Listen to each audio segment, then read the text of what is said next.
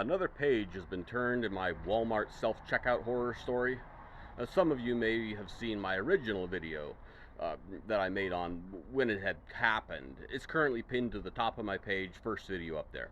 Anyway, long story short, $2.49 tub of breadcrumbs didn't scan when I was going through self-checkout, and the cop stops me as I'm getting in my rig and says it looks like an honest mistake, but technically this was a theft. I wasn't charged with any sort of a crime. I was not served any form of paperwork. I was, however, told not to return to that Walmart for a year, but not in writing. I know Walmart just sucks as a corporation, but where I live, there isn't much anything available without a 30-45 minute drive. Uh, this originally took place on March 20th, and in the couple months thereafter that have gone by, I've spoken with a couple of cops, both of whom are retired, and both of whom told me it wasn't a legal trespass warning since I was not given the summons in writing, and I should just go back. I really don't know if they were correct on that, but I guess we'll find out. Anyway, a couple of a couple days ago, I had a flat tire at work, and it was just a generally terrible day. And it was after 9 at night, um, and that was the Friday before Mother's Day. And my wife wanted a Thanksgiving style dinner for Mother's Day, as we sometimes do.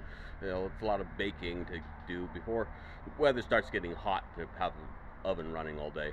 And I needed some more stuff to start cooking Saturday morning, like pies and cornbread and yeast bread that I use for my stuffing, you know, the pre-cooking.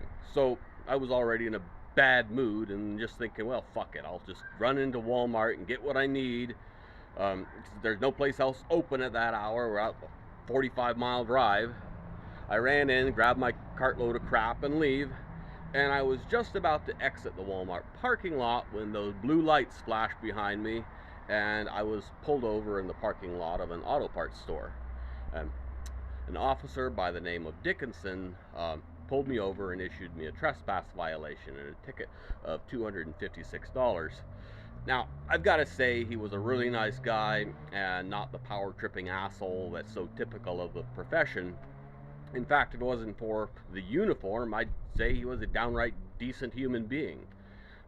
And while I'm not trying to put any words in Dickinson's mouth, it appeared he understood the absurdity of my being 49 years old with no record beyond a speeding ticket, and that was going 80 and a 70 in East Montana. But I was about to start my crime spree by stealing a $2.50 worth of breadcrumbs at Walmart. And he recommended that I call Walmart corporate headquarters and see if they would just throw the whole thing out. That would void the ticket. And I have called them, and they have supposedly begun an internal investigation into my case, and I should be hearing back from them this week. I don't know what's going to happen next, but I did tell the corporate representatives that if they did not resolve this, I would be filing a lawsuit against them. This might seem small, but in the little community I'm in here in North Idaho as an independent contractor, people need to be able to trust me going into their homes. The word of being caught shoplifting from Walmart doesn't do anything for people trust you. Now I think most people around here are on my side when they hear the full story, but that doesn't mean they hear the full story. How many calls am I not getting now because I can't be trusted at Walmart, no less in your home? That $2.50 tub of breadcrumbs is, if not fixed, if this issue is not resolved, could easily cost me tens of thousands of dollars of income loss just this summer.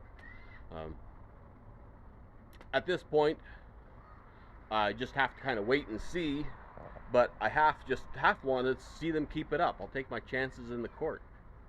I know a couple other people with similar stories who have been wrongfully trespassed, so maybe we could go with a class action.